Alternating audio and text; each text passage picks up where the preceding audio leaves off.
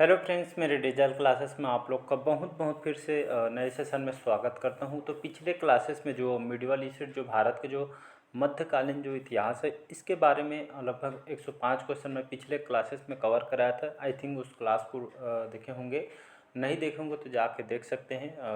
Playlist में आपको मिल जाएगा। सारे क्वेश्चन आपके लूसेंट से तैयार किया गया है।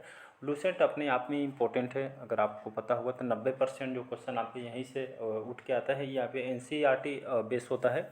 तो आप रिवीजन पे ज़्यादा फोकस करिएगा। या आपके प्रीवियस ईयर के क्वेश्चन भी आप लगा के भी देख सकते हैं क्वेश्चन कितना क्वेश्चन आया है। हिस्ट्री के लगभग मॉडर्न हिस्ट्री मैं कंप्लीट करा दिया हूँ।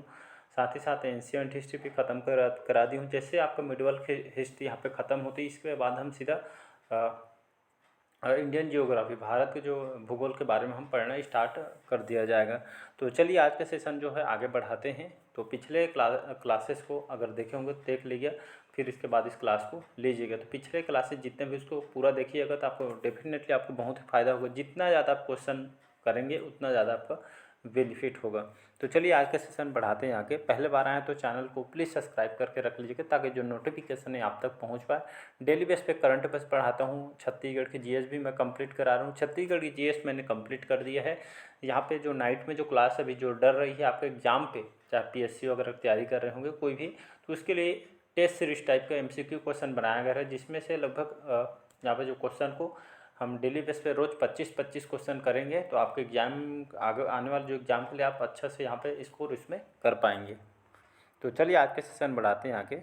तो आज का क्वेश्चन है हमारा, प्रसिद्ध भक्त जो संत कबीर का जन्म इनका कहाँ हुआ था। तो प्रसिद्ध जो भक्ति के जो मार्ग पर चलने वाले जो संत कबीर का जन्म इनका कहाँ हुआ था। तो आपके वाराणसी में, दिल्ली में, मथुरा में या आपके हैदराबाद में। इनका जो संत कबीर नाम सुने होंगे ये आपके प्रसिद्ध भक्ति आंदोलन से आपके जुड़े हुए हैं। तो इनका जो जन्म कहाँ हुआ था संत कबीर जी का, ये आपके इनका जन्म है लगभग 15वीं सदी में। याद रखिएगा 15वीं सदी में लगभग आसपास इनका जन्म हुआ था। डेट अगर देखेंगे तो 1440 से लगभग 1580। तो 1540 के बीच यहाँ पे इनका जन्म हुआ था। कहाँ पे? वाराणसी में। वाराणसी आपके यूपी में आता है, उत्तर प्रदेश में, इसको याद रखिएगा। तो यहाँ पे इनका जन्म हुआ था। इनका मृत्यु 1518 के आसपास इनका मृत्यु हुई थी। तो याद रखिए 15वीं शताब्दी में इनके मध्य यहाँ पे काशी जो वाराणसी उत्तर प्रदेश में आता है, तो यहाँ पे इनका जन्म हुआ था। और इनके गुरु कौन थे? तो इनको गुरु को भी नाम को याद रखिए, कहीं से भी क्वेश्चन पूछ सकते हैं। तो इनके गुरु थे आपके रामानंद, आर लिख दिया हूँ। तो इनके गुरु थे रामानंद, इनके गुरु थे। और इनके द्वारा प्रमुख जो रचना किए हैं जैसे आपके कबीर बीजक, याद रखिए इनकी प्रमुख रचना, इंपॉर्टेंट रचना बता रहा हूँ। तो संत कबीर जी के जो प्रमुख रचना है कबीर बीजक, सुख निधन और आपके शब्द, आपके ललित, राखी, रक्त, ये सभी उनकी प्रमुख रचना है जो कि एग्जाम में क्वेश्चन आपके पूछे गए हैं। तो इसको याद रखिएगा। अगला क्वेश्चन देखते हैं। अगला क्वेश्चन देखते हैं, भक्त तुकाराम निम्नलिखित में से किस मुगल सम्राट के समकालीन थे? अकबर के, हुमायूं के, जहांगीर के या आपके बाबर के? तो इसका जो करेक्ट आंसर हो जाएगा ये आपका जहांगीर। याद रखिए मुगल सम्राट थे जहांगीर। तो भक्त तुकाराम ये आपके किस मुगल सम्राट के समकालीन थे? तो ये आपके जहांगीर के जो मुगल सम्राट थे इनके समकालीन, इनके दरबार में रखते थे। भक्त तुकाराम इनके समकालीन थे, तो इसको भी याद रखिएगा। और इनके द्वारा ही जो भक्त तुकाराम है, इनके द्वारा जो तीर्थ यात्रा शुरू करने का जब श्रेय इनको जाता है। याद रखिए जो हम तीर्थ यात्रा आज जो करते हैं, सबसे पहले इसके जो नींव है तीर्थ यात्रा शुरू करने का जो श्रेय संत तुकाराम जी को ही जाता है। तो इसको भी याद रखिएगा। तो किसके समकालीन थे? मुगल सम्राट जहांगीर के, या आपके इनके राज दरबार में रहते थे। अगला क्वेश्चन देखते हैं, सिख धर्म के संस्थापक कौन थे? ये भी बहुत बार एग्जाम में, रेलवे, एसएससी वगैरह में रिपीट किया गया है। तो सिख धर्म के संस्थापक कौन है? गुरु नानक देव, गुरु अंगद देव, गुरु अर्जुन देव या गुरु गोविंद सिंह? तो इसका जो करेक्ट आंसर हो जाएगा गुरु नानक देव, इसका करेक्ट आंसर हो जाएगा। याद रखिएगा। तो सिख धर्म के जो संस्थापक गुरु नानक देव जी हैं। इनका जन्म कब हुआ था? इनका जो जन्म है आपके कार्तिक पूर्णिमा के दिन इनका जन्म हुआ था। 15वीं शताब्दी के आसपास इनका जन्म हुआ था। कहाँ पे हुआ था? लगभग पंजाब प्रांत में, इनका पंजाब प्रांत में इनका जन्म हुआ था। और जो आपका जो सिख धर्म है ये आपके किससे संबंधित है? तो सिख धर्म जो ये आपके जो ईश्वर और आपके जो गुरु के द्वारा ये आपका धर्म संबंधित है, मतलब एक तरह का ईश्वर कैसे प्राप्ति करना, उनके जो अपनाने के जो मार्ग पे चलना है, तो इसी तरह ईश्वर और यहाँ पे गुरु के द्वारा इसी धर्म से संबंधित है, तो इसको याद रखिएगा। अगला क्वेश्चन देखते हैं। खाली स्थान जो है भक्ति के विचारों को उत्तर भारत में ले गए थे, तो रामानुज, रामानंद या आपके तुकाराम या रामदास जी। तो इसका जो करेक्ट आंसर हो जाएगा आपका रामानंद, इसका करेक्ट आंसर हो जाएगा बी ऑप्शन। याद रखें, रामानंद जो है भक्ति के विचारों को पूरे उत्तर भारत में लाने का श्रेय उनको जाना जाता है। तो रामानंद ही पूरे उत्तर भारत में भक्ति के विचारों पर यहाँ पे कोने कोने तक जो फैलाने का जो श्रेय इनको जाता है रामानंद जी को, तो इसको भी याद रखिएगा। अगला क्वेश्चन देखते हैं। गौंडीय या बंगाल वैष्णव धर्म की स्थापना किसने की थी, तो रामानुज ने, रामानंद ने, चैतन्य ने या आपके मीराबाई ने। तो गौंडीय बंगाल वैष्णव धर्म की स्थापना चैतन्य महाप्रभु, सी ऑप्शन। याद रखिए, तो गौंडीय बंगाल वैष्णव धर्म की जो स्थापना है आपके चैतन्य जो महाप्रभु इनके द्वारा रखी गई थी इसकी नींव, तो इसको याद रखिएगा। तो चैतन्य महाप्रभु ने इसके बंगाल वैष्णव धर्म की स्थापना की थी, इसी की जो नींव है इनके द्वारा रखी गई थी। तो चैतन्य महाप्रभु नाम को सुने होंगे। अगला क्वेश्चन देखते हैं।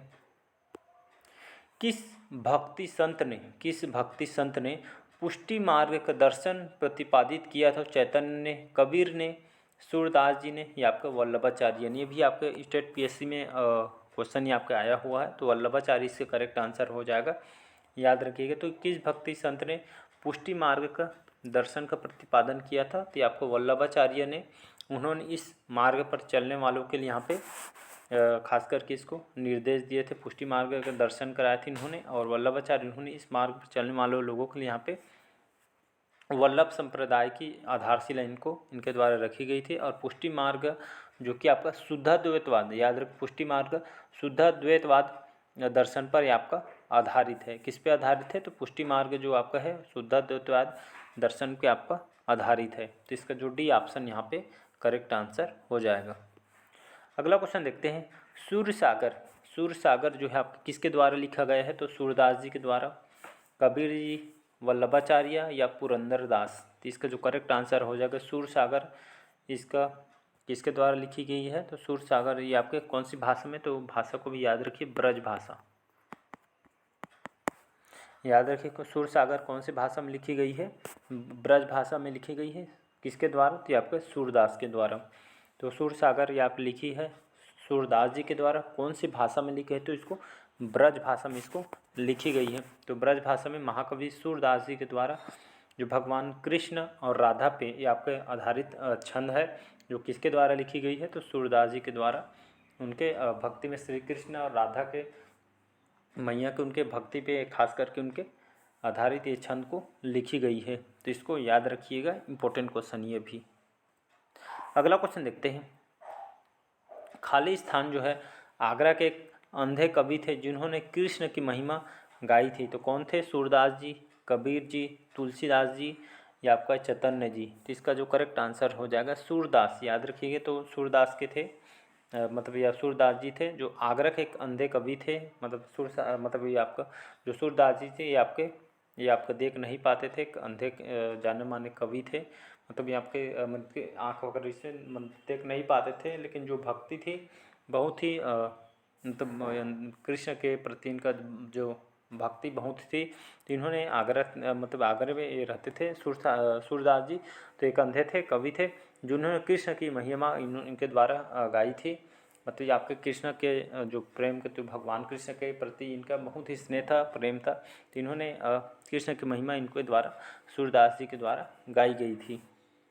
अगला क्वेश्चन देखते हैं। असम में वैष्णव भक्ति आंदोलन के संस्थापक कौन थे, तो चैतन्य जी, शंकर देव, तुलसीदास या दादू दयाल। तो इसका जो करेक्ट आंसर हो जाएगा शंकर देव, इसका करेक्ट आंसर हो जाएगा। असम में, याद रखिएगा, तो असम में वैष्णव भक्ति आंदोलन के संस्थापक आपके शंकर देव को कहा जाता है। शंकर देव ये आपके उन्होंने वैष्णव भक्ति जो आंदोलन से इन्होंने यहाँ पे प्रेरित होकर, जो शंकर देव ने प्रेरित होकर यहाँ पे उनके गुरु थे, जैसे गुरु नानक, रामानंद, इनसे प्रेरित होकर इन्होंने आपके जो असम में वैष्णव भक्ति आंदोलन के आपके इन्होंने पूरा विचार पूरा असम में फैलाया था भक्ति आंदोलन को। वही उनके गुरु थे रामानंद, और गुरु नानक से इन्होंने प्रभावित होकर इन्होंने इस वैष्णव भक्ति आंदोलन के पूरा इन्होंने प्रचार प्रसार किया था। अगला क्वेश्चन देखते हैं।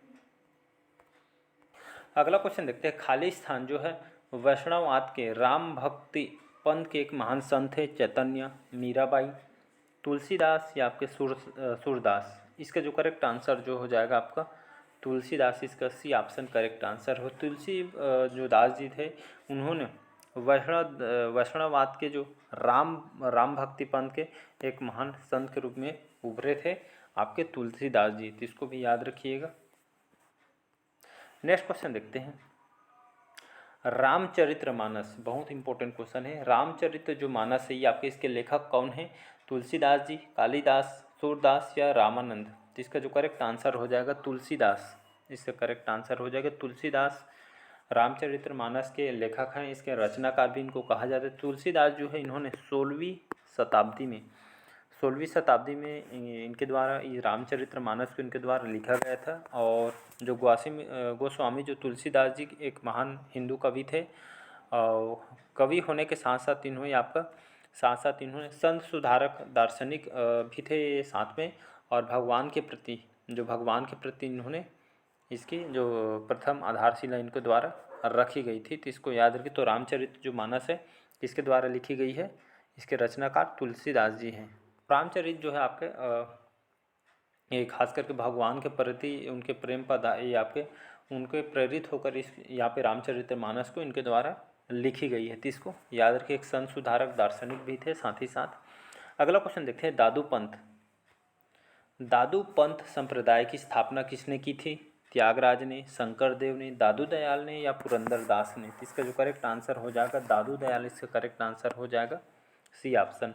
तो दादू पंथ संप्रदाय की स्थापना किसने की थी? तो दादू दयाल के द्वारा जो कि किए थे। आपको उत्तरी भारतीय जो संत परंपरा का एक हिस्सा थे, तिनके द्वारा ही यहाँ पे दादू पंथ संप्रदाय की स्थापना के द्वारा किया गया था। अगला क्वेश्चन देखते हैं। निम्नलिखित में से कौन जो है भक्ति संत नहीं थे, मतलब भक्ति संत के अंतर्गत नहीं आते थे? तो यहाँ पे तुकाराम, तुलसीदास, नागार्जुन, त्यागराज। तो इसका जो करेक्ट आंसर हो जाएगा यहाँ पे भक्ति संत नहीं है, मतलब भक्ति के मार्ग में यहाँ पे संत नहीं थे। तो इसका जो करेक्ट आंसर हो जाएगा नागार्जुन, इसमें नहीं है। याद रखें नागार्जुन कौन थे? तो इसको शून्यवाद याद रखिएगा। तो शून्यवाद के प्रतिपादक इनको कहा जाता है नागार्जुन को। एक आपके बौद्ध धर्म के आचार्य थे, याद रखिएगा। तो शून्यवाद के प्रतिपादक कौन है? एग्जाम में भी क्वेश्चन पूछा है, तो नागार्जुन है। और कौन से धर्म के आचार्य थे? तो आपके बौद्ध धर्म के आचार्य थे, तो इसको भी याद रखिएगा। तो इसका सी ऑप्शन करेक्ट आंसर हो जाएगा। तो यहाँ पे संत नहीं है, भक्ति संत, इसको बताना था। अगला क्वेश्चन देखते हैं। निम्नलिखित में से कौन जो है शिवाजी के आध्यात्मिक गुरु थे? रामानंद, रामानुज, तुकाराम या नामदेव। तो कौन जो है शिवाजी के आध्यात्मिक गुरु थे? तो शिवाजी के जो आध्यात्मिक गुरु आपके रामदास स्वामी जी थे, तो इसको याद रखिएगा। एक मिनट। तो शिवाजी के जो आध्यात्मिक गुरु रामदास जी, लेकिन यहाँ पे ये आपका रामानंद नहीं है, ये आपका रामदास है, टाइपिंग मिस्टेक हो गया है। तो रामदास इसका करेक्ट आंसर हो जाएगा, याद रखिएगा।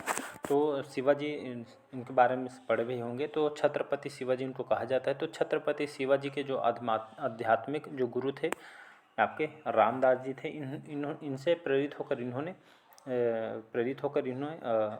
आध्यात्मिक गुरु आपके बनाया था। इनके द्वारा मार्ग पे चलने वाले इनके अपने गुरु बनाए हुए थे रामदास जी को।